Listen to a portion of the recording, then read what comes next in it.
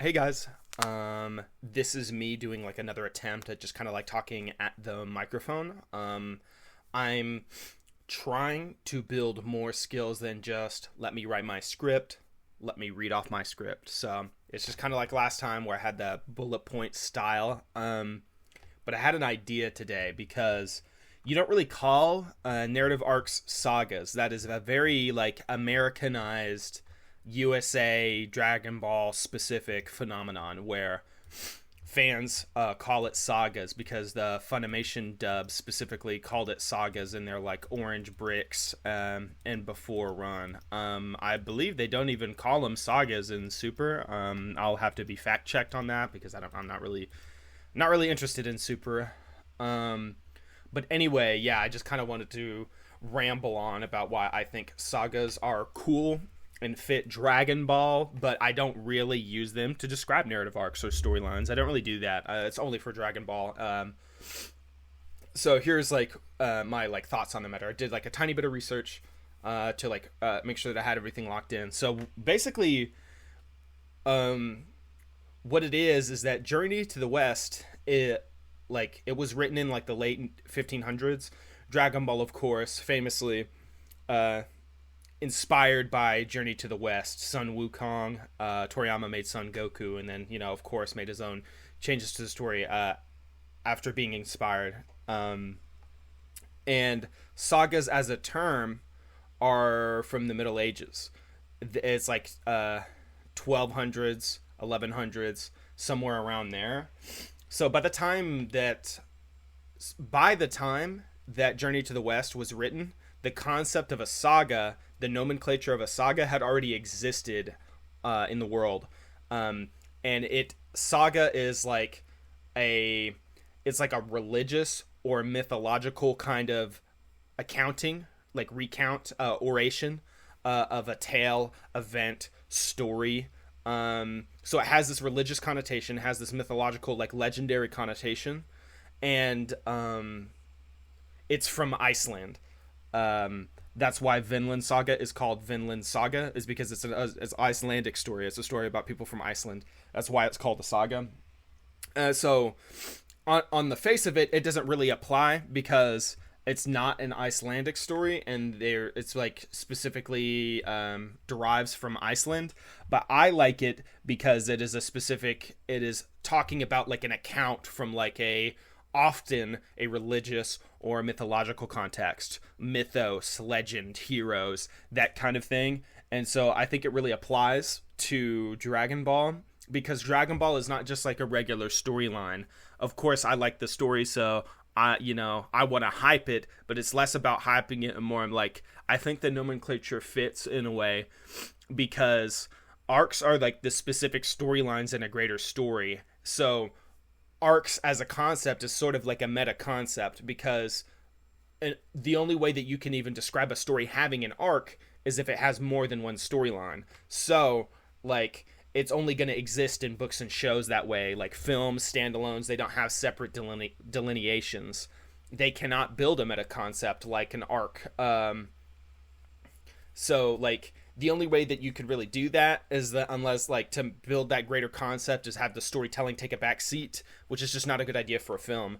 Like you don't have the time to make an arc, like to make two arcs because the arc can really only exist if it's like referring to a character.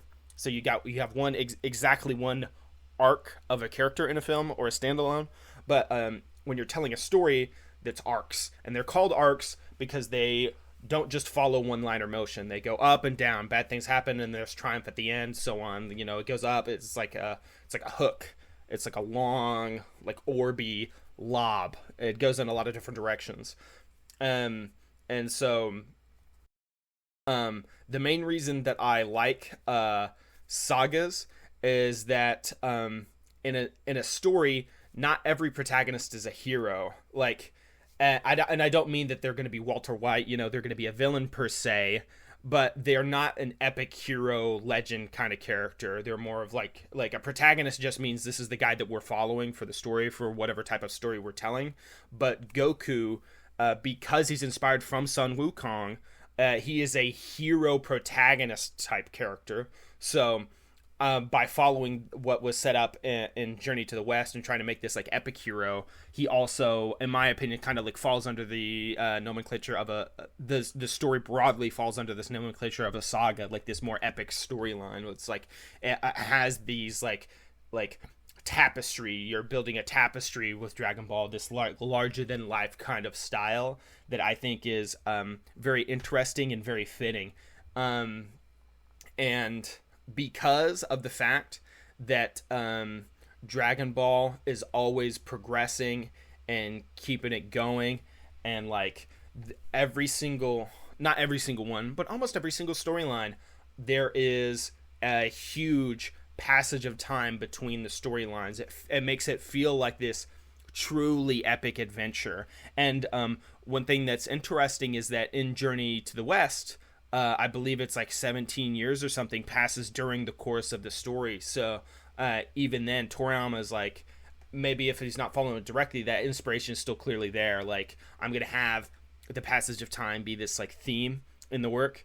And I think that really makes it read like a saga, because these sagas are supposed to be like greater, larger than life kind of mythos interpretations of a story in Iceland. So like, I don't think Funimation even realized like what they were doing. I think they just like wanted to be cute. So I don't want to personally attribute the nomenclature of a saga to be like, oh yeah, they were cooking. But the fact of the matter is that I think the name is very apt.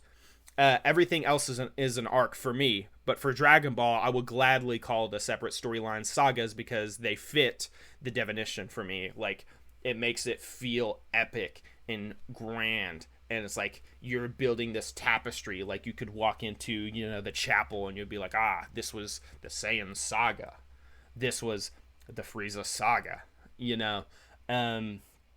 So it feels epic, and it has that religious connotation, like how the sagas had in Iceland when they were coming up with the nomenclature for that. And so yeah, that's just kind of like what I felt like talking about today. The arcs in Dragon Ball feel like a saga. They don't feel like just an arc or a storyline. This if you read Dragon Ball from front to back, it's epic in nature. So yeah, I mean, that was just kind of my video. I don't know if I have any much else to say, so a little bit shorter, I guess. But yeah, cool. Later.